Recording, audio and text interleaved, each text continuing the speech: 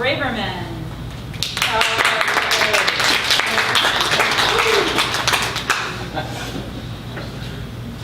Okay, this was written 2013. It's called Talk to Me Dirty. Take me in your arms and talk to me dirty. Your words will loosen me up, getting me ready for tonight's sexual adventure. Talk to me dirty, the language of sex. Run your fingers all over my hot body until they find my pleasure spots, making my mind stop jumping all around my universe, thinking of the future and of my past, leaving me no peace. Talk to me dirty, red hot sex, so sizzling that it will burn a hole in me, leaving me exposed, damaged goods. Talk to me dirty, our language, private and orderly, words that give me much joy and delight, evoking pictures and stories, sending me off into unexplored territory, lifting me out of my normal, conflicting self and sending me back a different me. Talk to me dirty, with my head over your heart, thankful for our time together, my fingers traveling your new skinny body, loving it, no hurry, we're retired. Talk to me dirty as your fingers play me like a Gibson guitar. I'm hotter than ever for you, no relief in sight, age doesn't seem to matter. The young have nothing on us, we're hot, like California fruit, sweet and ripe, just picked yesterday and ready to eat. Thank you, no napkins for us, just our bare hands, a cup of red wine, 2 pink roses. Talk to me dirty, our secret language, for our ears only. Together we will travel the world of sexual delight, tasting it all, like chocolate red raspberry ice cream with pistachio nuts on top. Dark syrup running down its sides, as much as we want, limitless. So good on a hot summer day. Talk to me dirty, so that I can fall into the most delicious sleep, awakening the next morning filled with joy and enthusiasm for this new day, so that nothing anyone says or anything my mind conjures up will lift me out of this great place. Talk to me dirty, I will spread my legs wide and invite you into my space of limitless joy and love, making us forget your open heart surgery 2 years ago. Talk to me dirty, and I will be yours forever. Wow.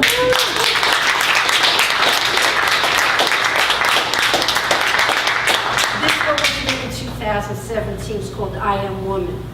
I am woman, hear our voices, loud and strong, demanding equality and peace. I am woman, hear our voices. Black women refusing to sit in the back of a segregated bus. The lynching of innocent men, of police killing unarmed black males. I am woman, hear our voice. Jewish women fighting the Nazis, using determination to stay alive. Skin and bones, just enough to endure. I am woman, hear our voice.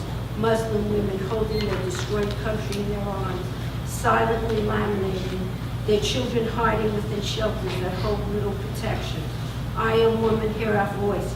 African women holding their dying children in their arms, walking miles, seeking food, skin and bones, starving, weeping red blood tears, leaving no graves for mourning.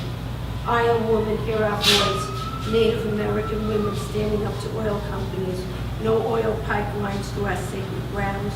We have sacrificed long enough. You can't have me nor my land no more. I am woman, hear our voice, loving, female to female, male to male, transgender. Nothing can deter us from our path, like moths to the flame. Acceptance welcome, but not necessary. North Carolina, repeal HB 2. I am woman. Hear my voice of hunger and sacrifice running through the night across treacherous terrain, trusting in outlaws. Is death awaiting me, becoming an illegal tabooed. I am woman, hear my voice. My body belongs to me. Abortion is my right. I am woman, hear my voice. My arms heavy with the tears of the working poor, living a marginal existence with no end in sight. Oh, okay. Inner cries for a living wage. I am woman, hear my voice. My town's dying. My earth's thirsty for clean waters and healthy seas. Flint, Michigan, and Ranger, Texas. My ice caps melting. Climate change is real. I am woman, hear our voices of the elder who broke ground for this now to happen. It is time to help others climb up, to close the gap between the haves and the have-nots. The birds have returned. Spring is almost here. Flute playing softly in the background. My clothes disappearing one by one until I am naked. My heart open for all to see. I am willing to hear all our voices. Timeless, proud, and strong.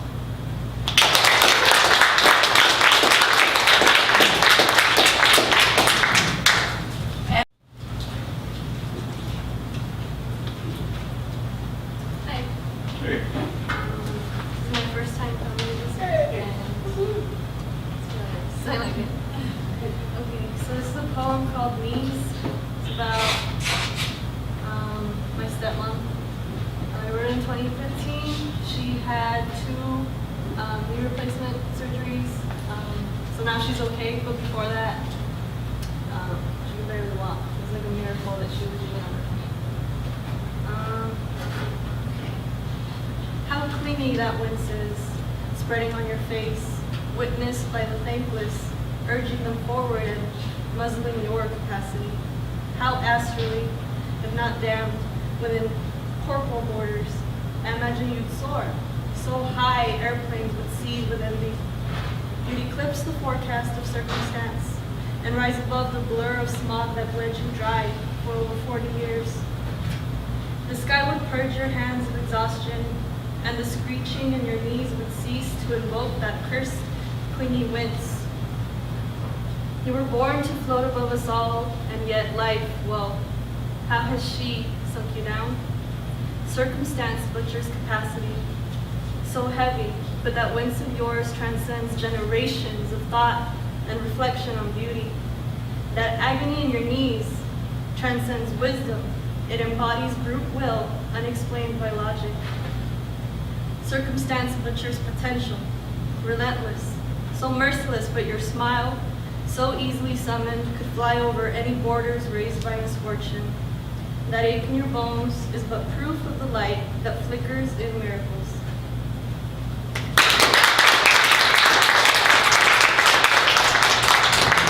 Stephanie Johnson.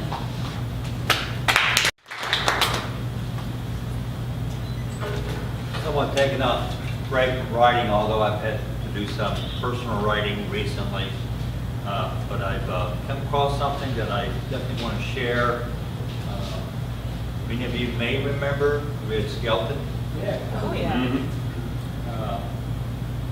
He did something that's really touched my heart, and I think it really applies today more than it probably did at that time. On January 14, 1969, Mr. Skelton presented Little Old Man. He was a teacher. The time was 1923. The students had just finished reciting the Pledge of Allegiance, which at the time they were 10 years old. The old sage, or the old teacher, called the children together. This is Mr. Skelton's presentation. Boys and girls, I have been listening to you recite the Pledge of Allegiance all semester, and it appears it has become monotonous to you, or could it be that you do not know the meanings of the words?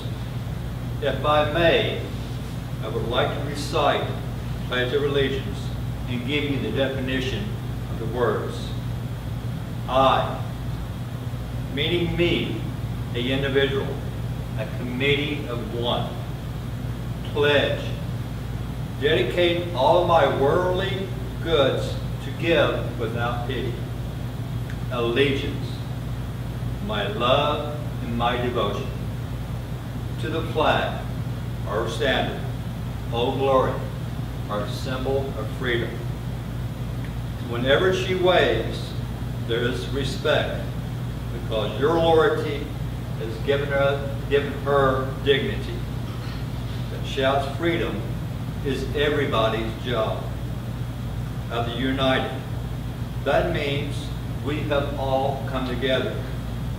States, individual communities that have united into 48 great states. 48 individual communities divided with imaginary boundaries, yet united and a common cause, and that's love of country, of America. And to the republic, a state in which our sovereign power is invited, and representatives to choose by the people to govern, and the government to the people. It is from the people to the leaders, not from the leaders to the people, for which it stands. One nation, meaning so blessed by God, indivisible, incapable of being divided, with liberty, which is freedom, and the right of power to live one's life without threats or fear or any sort of retaliation, and justice, the principle and quality of dealing fairly with others. For all, that means boys and girls, it's as much your country as it is mine. Since I was a small boy, 2 states have been added to our nation. 2 words have been added to the Pledge of Allegiance, under God. Wouldn't it be a pity if someone said that's a prayer, and that's also eliminated from our schools?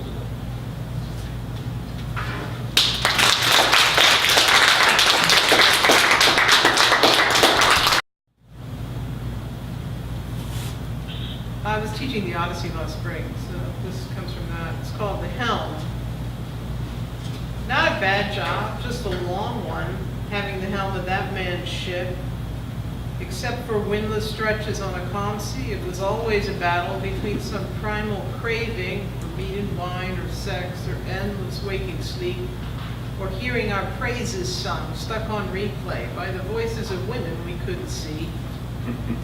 And purest curiosity scudding us on. What's over there? What will he do next? Or make us do? Or refrain from doing?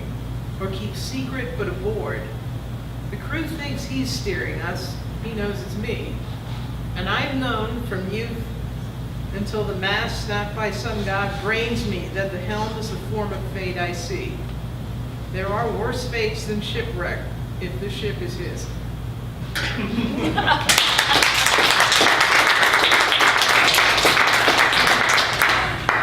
Brian Grosz. I hope you all got to use the bathroom.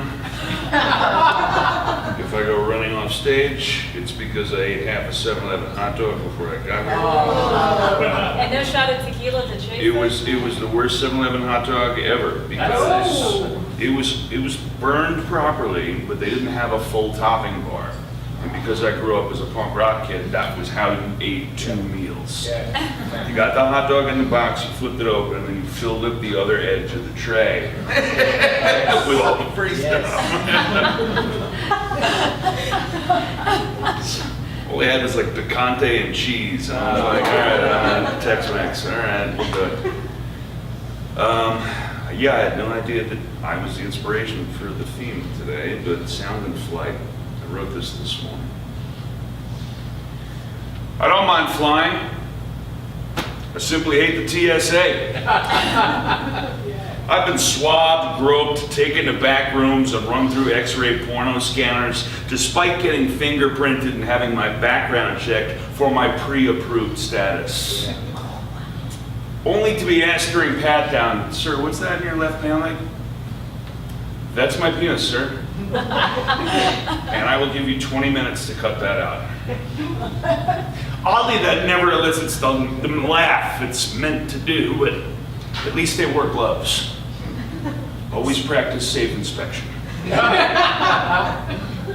It's falling that haunts my dreams, and the impending abrupt stop at the bottom. I can see people on scaffolding and my stomach churns in fear, despite the fact, or perhaps because of the fact, that my father used to make me build scaffolding during the Mobius strip of renovations to the houses he owned. I was always the first kid at the top of the tree. The first kid who figured out how to get on your parents' roof. The first kid who insisted that we build the jump larger so we could launch our BMX bikes higher. And now heights have become my kryptonite. My Brooklyn apartment was on the 22nd floor. I nearly had an aneurysm when I stood in the windowsill to put up the curtains. And when I signed the papers over and over and over again to sell the place and crawl out from beneath a crippling mortgage, the dream shifted. I was up on the roof, but when I fell, I flew. And when I woke up, I packed my machines and knives and flew about the country, safely landing here.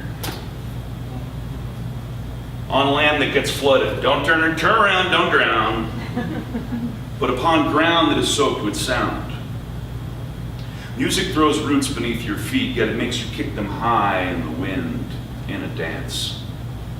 And there are DJs who spin records strictly for the deaf, because you can feel the bass in the soles of your feet and in the soul of your heart. And the flight attendant will sign, "Get ready for takeoff." I don't know what it is.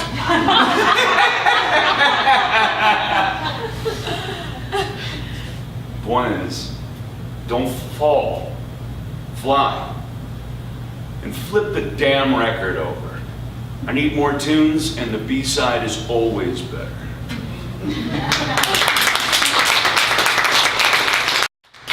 All right, Donna.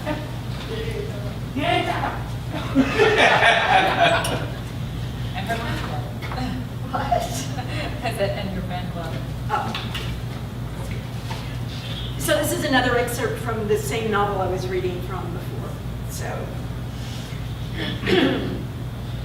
it was on a Friday, barely a week after we brought Marie's parrot, Sybil, to live with us, that we got the call from Tanisha that Marie had made her transition. It had happened under a waning crescent moon of early autumn. There would be a memorial service at the Anahuac Funeral Home on Sunday afternoon. We found the obit in the online Anahuac newspaper for Marie Erzuli Levinka with the address for the funeral home. We sent yellow flowers, and I wore a bright green dress to the service. That night, I dreamed. I'm seated on our own back porch with Sybil perched on my shoulder. She picks gently at my hair like she always did with Marie. It's evening, and the last rosy glow of the sun fades.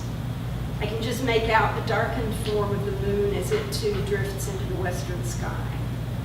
I think it must be the new moon, or nearly so. I think of the blazing orb of the sun just beyond the horizon, the cold orb of the moon suspended between. Sybil nudges my ear with her beak and then flies across to perch on the porch railing facing me. She stretches both wings upward and turns her back. "Dear friend," Sybil says, tilting her head around to look at me. "Dear friend, can I help you?" I laugh. These are her phrases that she always says. I laugh and stretch my hand toward the bird. "Come back here, dear Sybil," I scold. Sybil stretches her wings, impatient. "Dear friend," she says again, but the voice is different now. "I've come to help you," the bird says. This is a voice I've heard before, but I can't place it. "I'm here to help you. Come with me now," the voice says. I feel my own claws against the wood of the porch railing. I feel strong wings on my back and raise them, tentative. I'm seeing differently, through an eye on each side of my head. "Can we do this?" I ask Sybil. The voice is still my own. "You're ready. Come with me now," Sybil says, as she flies away toward the treetops. I push with my feet and stroke my wings against the air.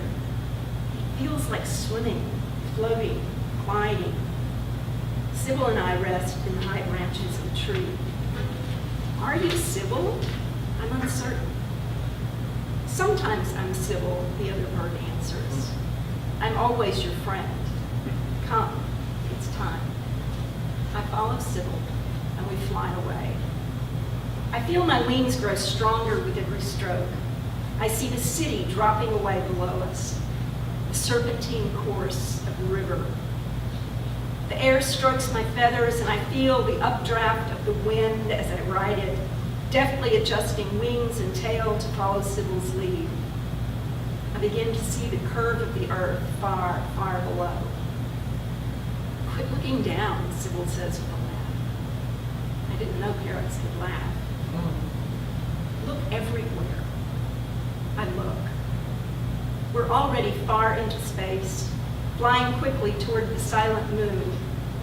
I wonder how we can breathe out here beyond the atmosphere, out here with no spaceship.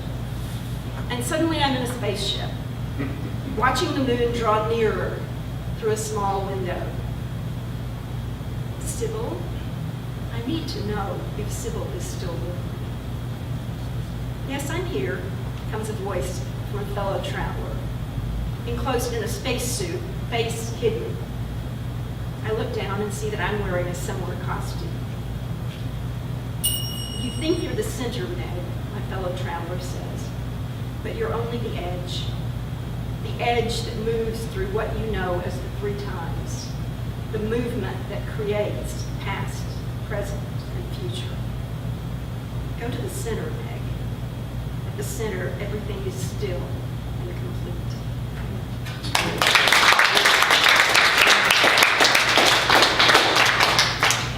Rosemary.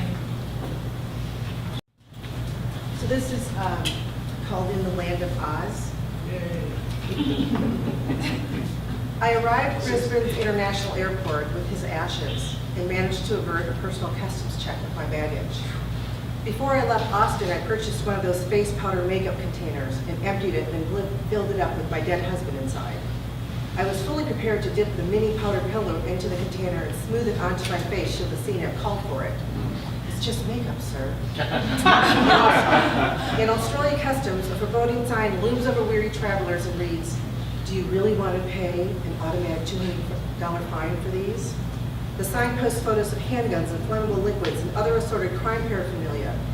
Because I'd been rushed by other smelly travelers hurrying through to catch their connecting flights, I didn't see that 2 of the 10 forbidden items were fruit and nuts. Imagine my relief when the drug-sniffing dogs passed right by me and did not pick up my scent of a fresh apple, a plastic container of cashews, or the ashes in the fake makeup kit in my luggage. In customs, the man asked, "Purpose of your visit?" "My husband died?" I said in a dazed sort of way, my big cow eyes staring and blinking at him like someone with a nervous habit, but really just someone who'd popped contact lenses onto bone-dry eyeballs after a 14-hour flight. "I'm sorry, ma'am," said the customs official. "Was your husband Australian?" "Oh, no. But we were going to come here for a year? Then he died?" And I let the rest of my fake British accent drift off. I'd sat between 2 of the nicest Australian men on the plane, and in our first time together, their beautiful Aussie accents had rubbed off on me, but not to the point that I could duplicate them effectively. I was opting for the easier route of doing a Madonna fake British accent on the customs guy, who was staring at me, wondering where I was going with my death revelation. Then I knew I needed to stop speaking. I'd marked the box for holiday on the immigration card because there was no box for spreading spouse's ashes. I should have said vacation, but I was confused and exhausted and still worried that my period was going to start, which is an emotionally taxing effort all by itself, especially when it involves 3 flights, Austin to Los Angeles to Brisbane, with 1 more flight still to go to get all the way to Perth in Western Australia. I did not want to be fined anything for anything, but I'd lost an entire day crossing the equator, and something about the congenial way the Australians was going to have me blurting out, "I didn't mean to sneak in fruit and nuts, but there are some human remains in my big suitcase with a broken handle. Please, for the love of God, I need to get to the bathroom." All, of course, in my new false British accent, the closest thing to an Australian accent I could muster. My second day in Perth, I did what I had flown thousands of miles to do, and which was my only real purpose in taking flight. I woke up at the crack of dawn and drove north of Perth onto the Mitchell Freeway. I kept confusing speed signs in metric with highway number signs, and I couldn't figure out if I was going too fast or too slow, unless cars were honking at me, which they seemed to do quite a bit. Give way, damn it, give way! I kept yelling, but of course the honking continued. From Mitchell Freeway, I took Reed Highway until it turned into North Beach Road, which took me to Waterman's Bay, a quiet coastal town which was supposed to have been our home base for the year-long sabbatical we never took. The trips to the oncologist are only frightening adventure. I found a parking spot 1 block away from the mammoth Indian Ocean. Once on foot, I immediately found an entryway with stone steps leading to a secluded rock cove near the water, green moss covering enormous boulders. I walked down until I came to the end, and before my butt even hit the stone step to sit, I started to bawl, like I had not done since the day he died. I howled from my gut, not worrying if anyone could hear. The waves crashing against the rocks hid the sound, but not my tears, which fell for all that had transpired, for all that would never be, and for him still being gone. I spread his ashes, and when I was done, I looked out to the overcast skies over the ocean and said clearly, I'm here. As in, I made it for both of us. When I finished, I said only, okay. I sat for a while on those steps until my eyes dried completely, and I allowed the peace that was mine for the taking to come. I had believed that we had been dealt a crappy hand. He never asked why or said, not fair, so I said it with both of us. Screamed it, cried it, bellied it until the muscles in my stomach ached. He had told me again and again that dying was a part of living, and that his dying was just happening sooner. He had accepted the circumstances, faced them, walked into his end with grace, but not me. I remembered a talk I'd heard by P.J. O'Rourke at a Texas Book Festival. The subject was fairness. He shared something where he reprimanded his daughter, and she yelled out, "That's not fair!" He used this as the crux of his story to list all the unfairness in the world, and how each of us living in a first world country had better hope things don't start becoming fair anytime soon. I don't think not fair anymore, because I don't want to know what would be fair. I don't ask why either. That's for another lifetime. I say now only, okay. But before I could say that, I had to fly these 14,000 miles to sit at the edge of the water and wait for the deafening sound of the Indian Ocean to close the circle of his journey for both of us.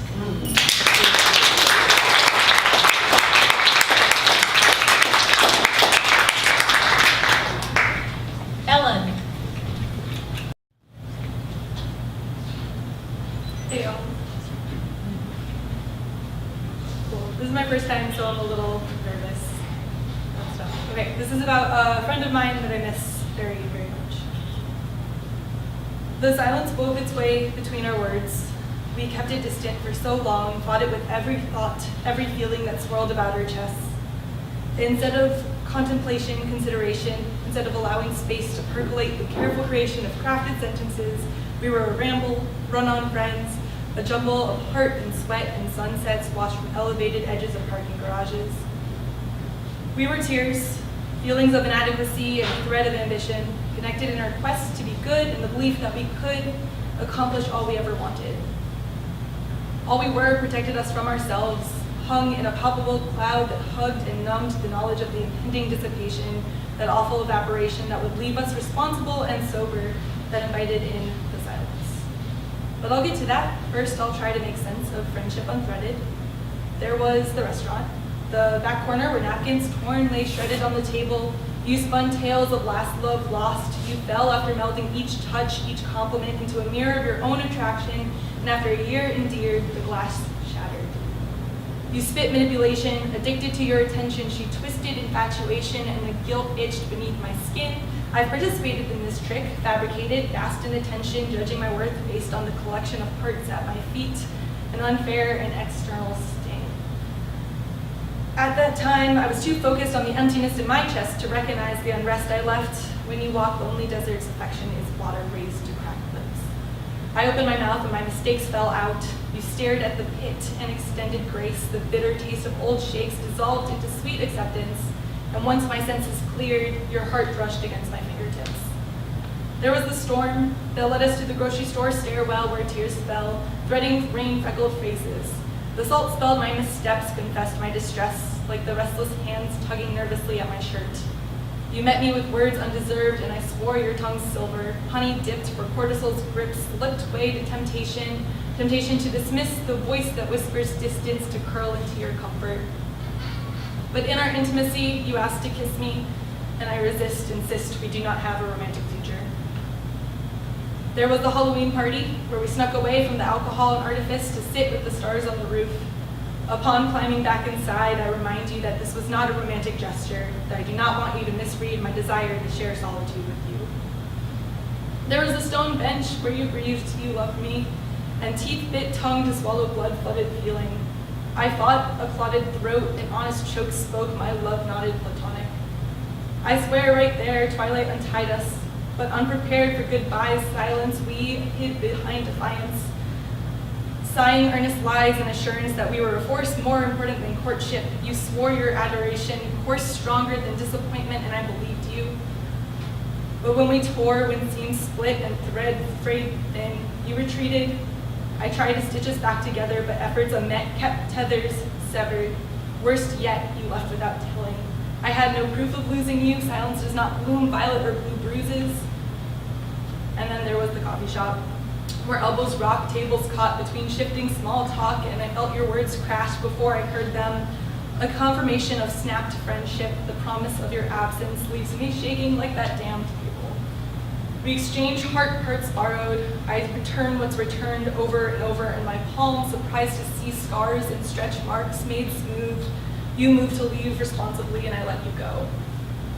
Please excuse me for my pen is scratched of expansive quiet rather than sound, but I do not want to forget the rushed symphony of us.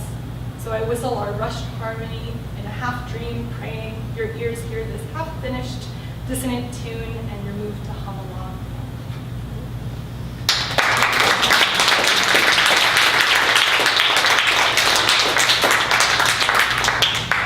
Brandy? Right. Hello. So I wrote this in kind of a strange trance in response to a prompt. Prompt being corn can burn. I've done that before. Yeah.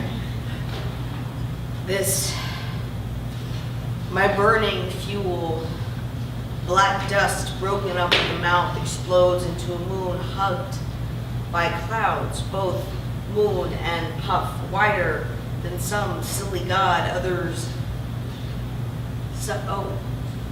some silly god that's really a broken mirror, rusted in cracks and shittily ticky-tacky back together by ignorant children at play. What do you have? Rusty zipper voice, Justine. Fueling myself differently these days. You know, I've got a knack for popping in while I'm fueling myself. I don't look at her. I know her face. Got your fuel right here. Ready? Again, I'm fueling myself differently these days, Justine. Her toxic breath, methyl breath, puffs on the side of my neck, just below my earlobe that's quivering like a clit in heat. Sure you are. Her lips, brittle strips like bone-burnt corn cobs slathered in fuchsia. See my skin? See? It's not blue anymore. Try to put on a gusto.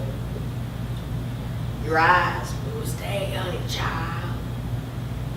Fucking pest. My voice, it's mine again, it's from here. I reach into a hole and find dirt bits of grain, the same texture I recall of her cheek. Sounds just same as before. That snarl of hers churns earth, old dirt returns to light. Feel my hands. I grasp her claws, shriveled stems, and sunflowers that should have been tossed along with my stupid thoughts. They're warm, see? And there I've looked at her, she's one. Hot day today, no doubt. But she looks different than I thought I knew. Eyes, what were yellow slits, now blue, lips pregnant strips of silk, dipped in gold, her cheeks weightless, as if made of dust, almost like those puffs around the moon. My thoughts, the puffs can't stop me. Sure enough, I thrust my tongue so far into her silk lips I can tickle her occipital torus. Just as I thought, her tongue, there's that old ripe corn cob, juicy. I suck on it like a dick with 242-pack abs and laugh at the idea of it, and laugh at my own blue eyes watering for the pressure on my own back skull, and laughing so hard my belly's a child's again, full of old fuel, because I'm the ignorant child who ticky-tacky the cracked mirror back into that shattered, silly God. I withdraw from her face and laugh. What's so goddamn funny? The ring of dust around the moon circles my breath, arising and falling.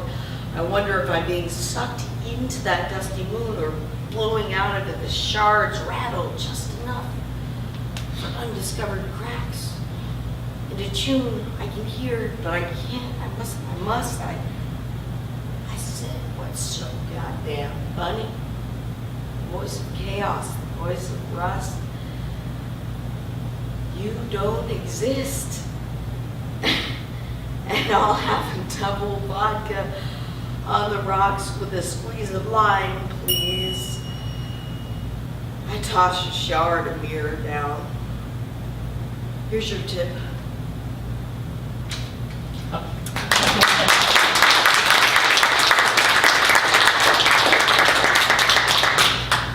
Thom the little poet. It's a full moon. You were It's still a- in the imagery. I was. Here's your tip. It's a thunder moon. It's a prosperous moon. Here we go. Out there beyond Facebook, there is a field where people gather in a meetup or an open mic like this, at a gathering or a demonstration like last week, with others of like mind to further the common good, so that new bright days and star-filled nights might both continue and be empowered. Call this an ongoing festival, a carnival with a mysterious, like that mysterious assortment of gypsy rides that appears cyclically on Ben White Boulevard near Walmart, where lights and sounds and music celebrate the ability of all young to be dazzled by the low price of admission, to be whirled for a few moments into a space and time where they can leave gravity at the entrance and rise and elevate in rides that may not last, but for a short time offer the illusion of solutions. We embrace uncertainties.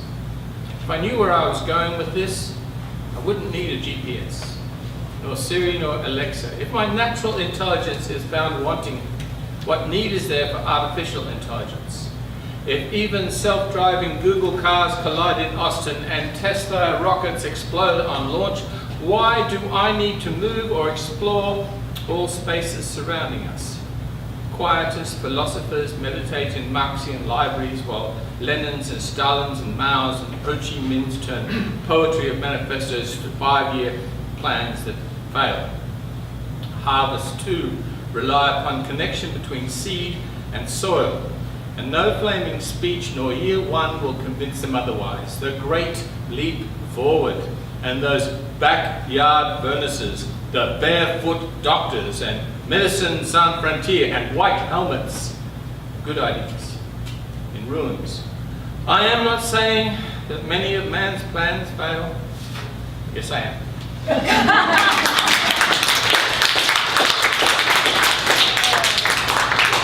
I'm trying to turn off my timers. Sorry. I know I'm turning off for dings on me. Well, that's all, folks. But I want to invite you guys back on August